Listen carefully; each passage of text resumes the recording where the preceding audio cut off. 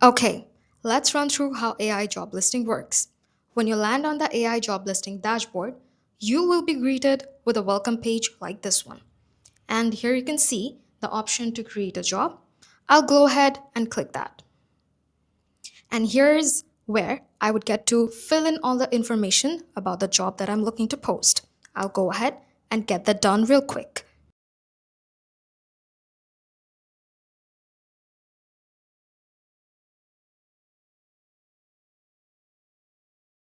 And now that I'm done filling up all the information, I will select Submit Now. And that's it. My job has been successfully posted.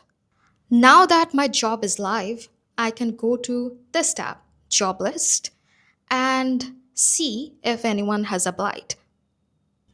Looks like I got a candidate, and I kind of like what I see from the preview. So I'll go ahead and move them to shortlist. Now my candidate has been shortlisted. So that's it. That's how we get the most out of AI job listing. Thank you for watching.